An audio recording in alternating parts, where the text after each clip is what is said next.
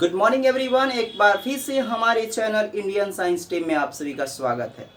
आप सभी को पता है कि मैंने 20 क्वेश्चंस करवा दिए हैं एक्सरसाइज 7.2 के। आज हम लोग देखेंगे 21 से लेकर 30 तक क्वेश्चंस को। और चलिए हम लोग अब शुरू करते हैं।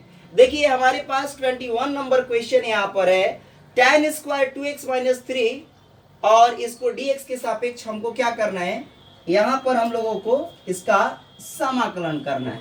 तो आपको पता है, चलिए हम एक सूत्र लिख देते हैं। यहाँ पर सूत्र आप लोगों को पता है, हमने पढ़ाया है कि tan स्क्वायर x बराबर जो सूत्र होता है, पहले 10वां क्लास का ये सूत्र है, ध्यान रखिएगा, 10th class, tan square x बराबर होता है sec स्क्वायर x माइनस 1। ये वाली वैल्यू अब हम लोग पुट कर देते हैं यहाँ पर। यहाँ पर देखिए 2x माइनस 3 है, यहाँ पर x का काम कर रहा है तो पूरा हम x ये रखेंगे। ध्यान से देखिए कैसे मैं रख रहा हूं।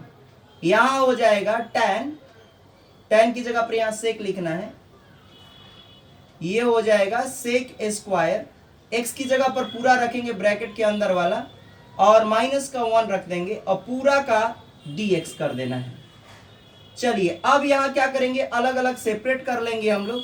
तो यहाँ हो जाएगा सेक स्क्वायर ब्रैकेट के अंदर 2x माइनस 3 और माइनस के यहाँ भी सेपरेट कर लेंगे, तो ये हो जाएगा 1 इंटू dx।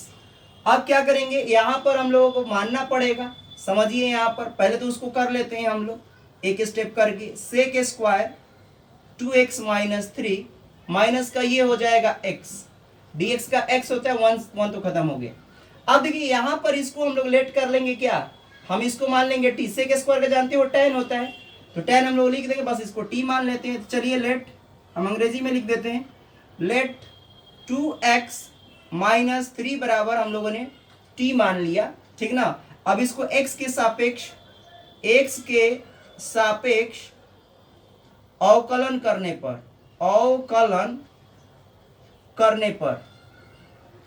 करने पर मैंने पिछले वीडियो में 23 में एक यहाँ पर मिस्टेक कर दी थी, अवकलन की जगह हमने समाकलन लिख दिया था, तो कृपया आप लोग वहां पर सुधार लीजिएगा, ठीक ना। यहाँ पर अवकलन लिखना था, मैंने समाकलन कर दिया था। चलिए मैंने यहाँ बता दिया, इस जगह पर हमेशा आपको अवकलन लिखना है यहाँ पर।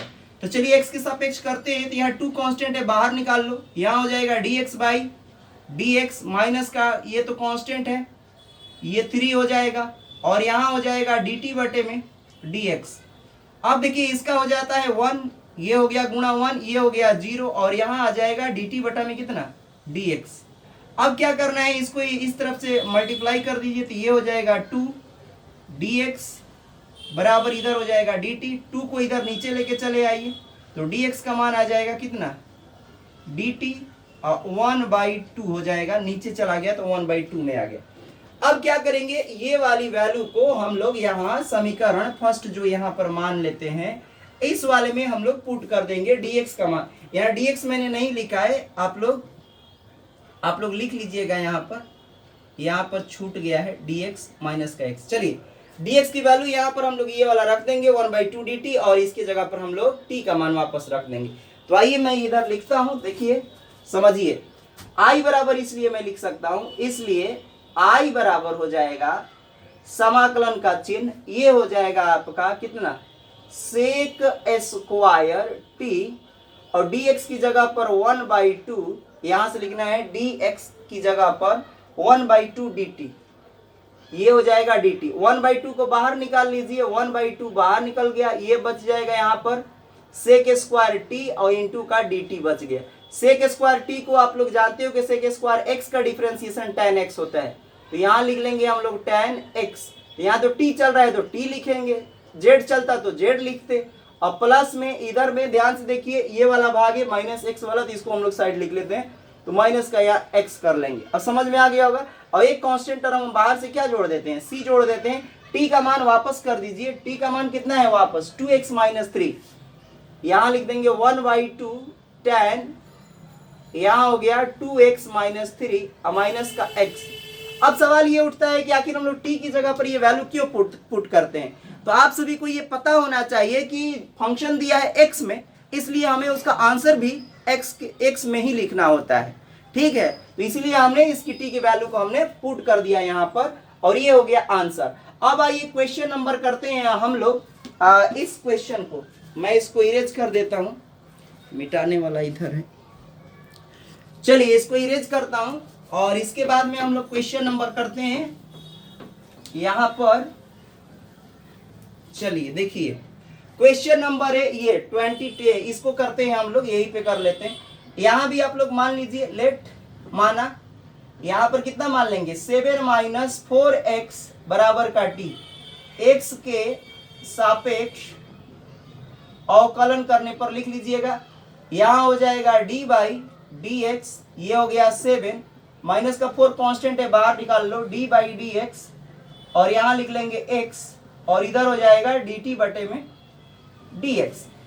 7 का ये नंबर का होता है 0, माइनस का ये 4 हो जाएगा, इधर dx का क्या होता है 1 होता है, और इधर आ जाएगा dt बटा में कितना dx। अब इसको इधर मल्टीप्लाई कर देंगे तो माइनस का 4, ये तो 4 हो गया, और इधर मल्टीप्लाई करेंगे तो dx आ जाएगा dt। यहाँ पर हम लोग dx की मान निकाल लेंगे तो ये चला जाएगा माइनस का 1/4 यहाँ पर, और इधर लिख लेंगे dt। dx का मान यहाँ पर हम लोग क्या करेंगे, इसमें dx मैंने नहीं लिखा है, यहाँ पर हम लोग पुट कर देंगे, ठीक ना, dx का मान। तो चलिए समीकरण फर्स्ट इसको आप लोग मान लीजिएगा, लेट कर लीजिएगा।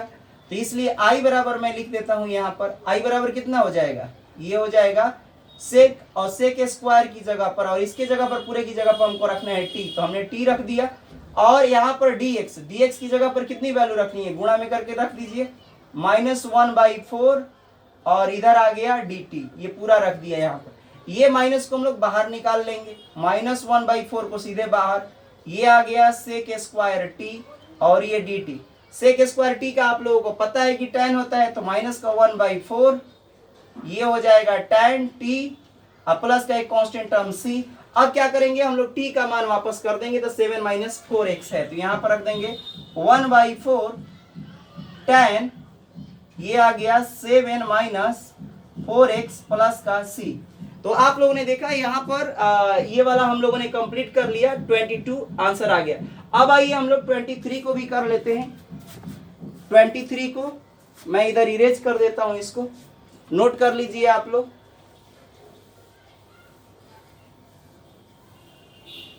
चलिए देखिए